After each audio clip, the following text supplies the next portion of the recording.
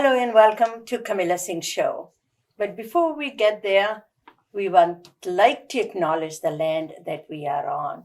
We are on Kwatland, Silvertooth, and Musqueam Nation.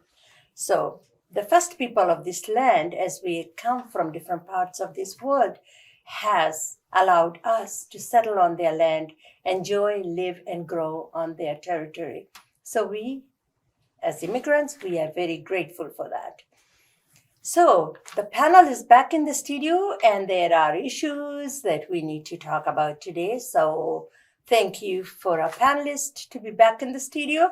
And we're gonna be introducing my left is Linda Annis. Linda is a city councilor with City of Surrey, as well as she is executive director of Crime Stoppers BC. And with her next to her is Annie Ohana. She's a teacher, activist, and community organizer. Both have been on this show before, and they are back again to tackle some issues and talk about what's happening in our community. So welcome to both of you, being able to come in and spend your time educating our people and talk about some of the issues that we are faced with every day that we hear in the news and as the impact that it has on all of us. So let's start first with, I like to start that first with the overdose awareness day that was on 28th of That's August. Right. Yes. Yep. And I think that what we know so far, July was the deadliest month recorded, and there were 1,455 lives were lost due to overdose. And this thing started in 2016, when the overdose was getting out of control, and they wanted to put the cap on it, and they thought that they can get ahead. But as far as I see, it's my own personal opinion, I think we are getting worse than getting better. So what's your take on that? The numbers especially. And we might reach over 2,400 or something this year alone. Well, I'd like to start off by saying it's really tragic that we've gotten to this state. You know, every life is very, very important, and we're losing so many young people, particularly to drug overdoses. And oftentimes people are using drugs in their homes because they're ashamed that they have an addiction, and using alone is absolutely critical that you never ever do that. One shouldn't be ashamed. They should ultimately try to seek help, of course, but if they're using, they should make sure that somebody is with them just for safety purposes. I think it's also really important that everyone knows what to do if they know that someone's in distress from an overdose, so that they can apply naloxone kits, but we need to learn how to use them. But really getting to the crux of the issue, we need to have treatment better available for people when they're ready to seek it. And that's a huge issue in our healthcare system. We do not have enough treatment beds here, so that if you are in crises or you've decided that I've had enough, I'm not going to venture, we need to have services available for you. And I guess the last piece I would add, we need to be educating our youth that you can use just once and you can be addicted. And I don't think we have enough education around drug use for our young people. Yeah, I have a background in criminology and in harm reduction as well. So I come to this from several different, I agree. I think education is so massively important. What I see in my classroom and in other classrooms that people talk to me about is that, first of all, there's still a stigma around drug use, that people feel criminalized by it, right? And I know, yes, drugs are illegal, we get all that discussion, but the reality is you're criminalizing a human being rather than the folks that are bringing in the fentanyl and all, everything else that is causing this massive, we're over 12,000 people at this point. Absolutely, there are distribution and trafficking issues that should always be criminalized. But when it comes to the human being, the behavior, I think Dr. Gabor Mate, who's a local doctor here, has always said, it's about pain. It's about an injury. It's about, trying to heal, but not knowing how. And that's what we should be looking at. So I know for our students or young ones, always be open to those conversations. I've had kids tell me, I will not talk to someone if all they say is, we'll kick you out of the house if you take drugs, or, say things. And I understand. I understand the sentiment. We know what can happen. We know that overdoses, we know what drug addiction does to bodies. Absolutely. But open that door a little bit, because then kids feel more comfortable admitting, not even about their own use, but maybe they see something. Right? They might see their friends. They might go to a party and see something. Those are things that we want to know about, because there are all these precautions that should be taken, let alone the actual conversation around why the use. I absolutely, like, mental health has to be put first and foremost. And this idea that somehow talking about harm reduction, safe supply, whatever the solution entails, that this is a long-term strategy. It's going to cost money. But if we don't see humans as the humans they are, and we just play politics around with it, we're just going to keep having people dying. And it's a very toxic drug supply. Drugs are never good to begin with. Now add the toxicity, and you have what you have, which is an almost inability to deal with the issue. I think of Portugal, like 22 plus years now of dealing with it in a way. And, we can talk about decriminalization as a strategy. But at the end of the day, they have mental health resources. Their hospitals, their legal system, the policing, like, there's so many elements that have come together to deal with the issue. So it needs to be a multi-pronged strategy. And there are other jurisdictions kind of similar to ours, Port City, et cetera, that hopefully can deal with this. And the fact that we have people who are traumatized, whether it's colonization, because we know that what the numbers look like. And I have to say this because I do live and work in Surrey. We are seeing young men with jobs, BIPOC folks in their homes dying. Yeah. This is not an issue of the person you think is lazy, a quote junkie. That's not what's going on. And if we don't see that, we will be losing our children. We will be, everybody is someone's child. We will be losing our own community members because we can't see through those stereotypes, and they are still there. I talk to kids that will still tell me those stereotypes, and I wonder, where are they learning that from? So I just would like to also add that, I think, putting on my Crime Stoppers hat, that we need to step up enforcement. We know a lot of the illicit drugs are coming in through the ports. Do we have enough support there enforcement-wise to mitigate that? Ports are big places, and to make sure that we're catching the drugs before they hit the streets. And I think that's a huge issue. And also tackling the drugs are big business for gangs. And, I would encourage people, if they know something about, people that are trafficking in, drugs, to report it. And, again, putting on my Crime Stoppers hat, if people are afraid to report because, they don't want someone to know, if they call Crime Stoppers, they remain anonymous. So they don't have to worry about anyone knowing their name, their phone number, their address, their IP. No one will ever know, even if someone's arrested. So it's really important that we do step up enforcement, not just at the street level, but at the source of supply. And what you mentioned, 80% of the people that die inside their own homes. And Vancouver is the highest, followed by Victoria, and then Surrey is the third one. But when you think about overdose, people dying, and people use words like junkie and things like that, we always think about downtown east side, the homeless people. But that's only 20%. And the 80%, the people are affluent people, have jobs, families, all those people, truck drivers. They die inside their own homes in front of their family. Maybe they go down in the basement and just say, I'm going to take it once, and then. Well, oftentimes with a lot of people that are doing, heavy lifting, heavy work, they start because they maybe have a back injury, they've broken a leg, or they've done something, they start on a prescription drug, and then comes the time when they have to come off, but they become addicted. So those are this kind of the silent, I'll call it, drug users that are ashamed, and they tend to use alone. If you're out on the streets, you're more likely to be around other people that are also using, or to be seen. Not always, but your chances are probably greater, which is why I think more people die in their homes using drugs. It's that shame, go downstairs and Yeah. use alone. It's worth remembering that the government of BC was about to launch a lawsuit against some of the major pharmaceutical companies in the states. They did, I think it was just because of how things worked out, and they were found guilty, right, of that opioid use and overprescription and years of lies. Yeah. Of not to say that those medications aren't important, but they were misused. They and so a lot of people that had faced so many years of hard work or whatever it is, right, some sort of injury to oneself.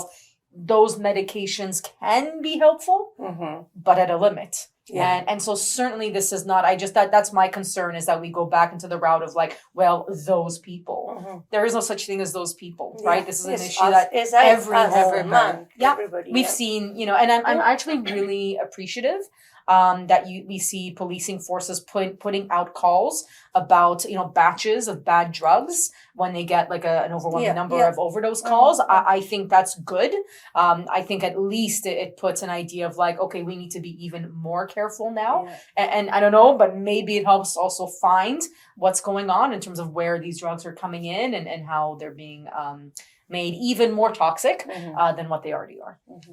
Do you think our government is doing enough? When they started in the beginning, they promised that there are going to be a lot more detox centers, that even if I need help, that I would be able, when the police stop me if I'm using it. And that was the call, cry out for help, that they're not going to write you a ticket, not going to charge you. And they say, well, this is the number. They give you a number to call for the detox centers. But that never utilized. They never happened. They are limited, and there were no more detox centers being created so that people who need help can go get help.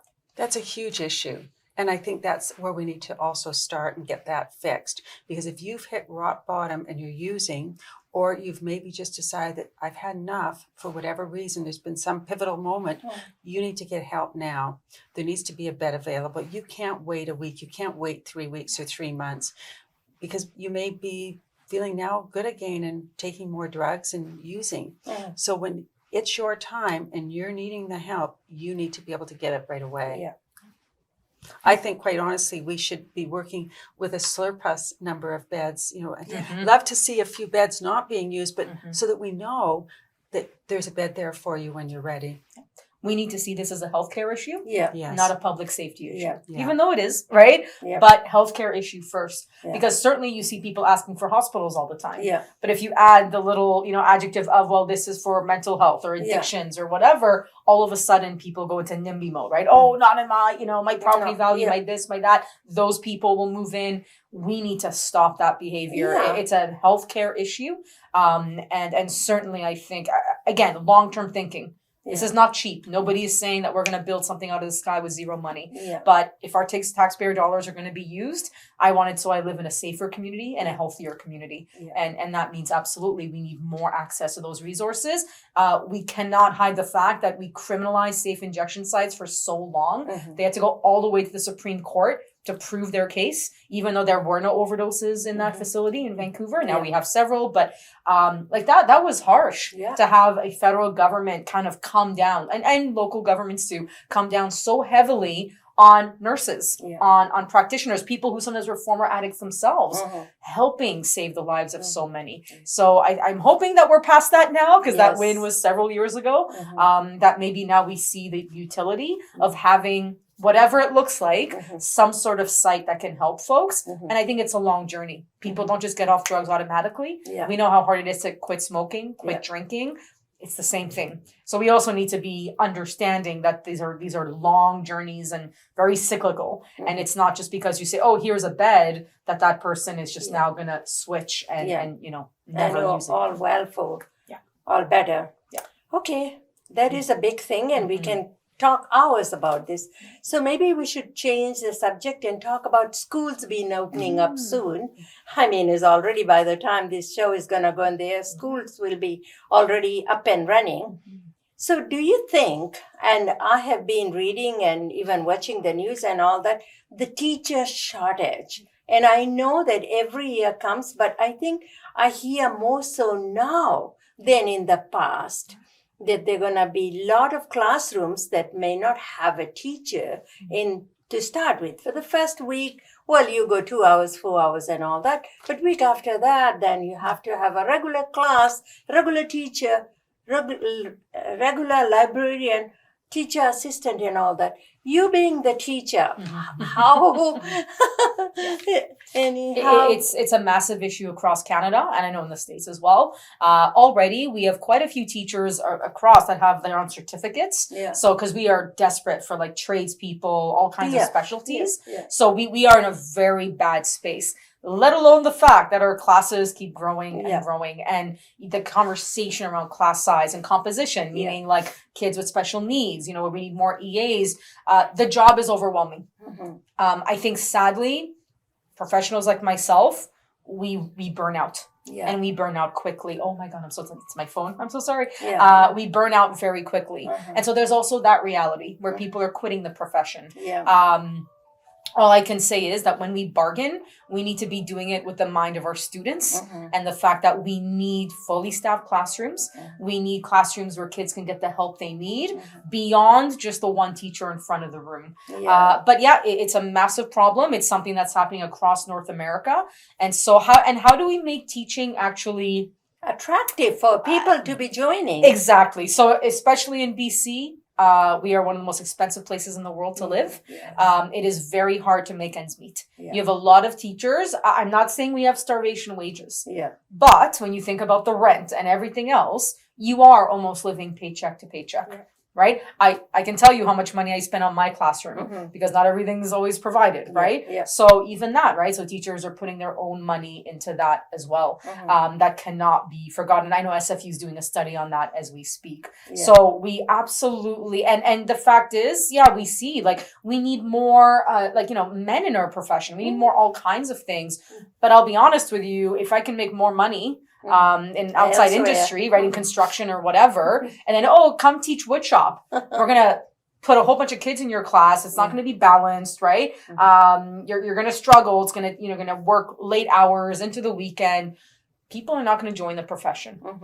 So it's a lot of intersecting pieces. We are seeing the ramifications, the consequences of many years of critical underfunding. And here we are now. So if we continue underfunding the system, and I know the government will say, yeah, but we've spent this much money. Yeah. You're filling a well. You're not starting, at ground level. So unfortunately, as much as that's put in, it's not enough. And we can see that. And our kids need teachers every day. Yeah. And teachers need that full support of EAs. We're all teachers. Yes. I think it's wrong when people think, oh, teachers is this, EAs is that. No. Without EAs, without our QP clerical staff, without admin, without our, custodians, we are not a system at all. No. So, teachers will always be ready to go. We are known to just kind of fill the gaps wherever we can. Yeah. But I have to say that, I mentor a lot of newer teachers and they're really struggling. And the question is, can I afford to keep this career? Will I destroy my health with this career? Yeah. And endless discussion about workplace conditions, but no actual improvement. We are happy that we got the salary increase. We were one of the lowest paid teachers in Canada, but that did nothing to improve the conditions in our classroom, unfortunately. And I would say, speaking of the classrooms, let's talk about the portables. Yes. The kids that are returning to school here in Surrey, we will have over 400 portables this year. And each year it keeps growing and growing and growing. To me, that's not acceptable. And, part of the problem is it starts right with forecasting at city level and also at the school district to make sure we know how many kids are really coming to school. Last year we were out by 100%. We were forecasting just over 1,200 kids to come. We got 2,500. yes. So to make sure that we're getting schools built in a timely manner can only be done if you plan as close as possible in terms of how many kids are coming. My fear is, I hear we've got lots of new schools being built. When I do the math, that will just keep Still not up enough. with the shortage that we have right now. It will not put us ahead. Yeah. So in another 5 years, we're going to have the same or more portables if we don't do something differently. And we need to be thinking out of the box. What are we going to be doing along the Fraser corridor when we build SkyTrain? We're expecting, I think the projections are for 8 schools. Yeah. we don't have 8 sites there yet. We should have them now. We should have identified them. What are we doing around, the diversity in our schools? Because we have, one of the beauties of Surrey is that we have so many diverse cultures, but do we have adequate staff and training to be able to accommodate that? And I think those also have to be huge barriers for teachers. If you've got kids that are, ESL and you don't have adequate assistance for it, it's got to be difficult, not just for the teachers, but for the kids too. So we've got a ton of work to do. And I think we really need to be focused on what can we do, because if we get it right at schools, it makes for healthy adults and healthy contributors to our society. But if we get it wrong, it can mean something completely different.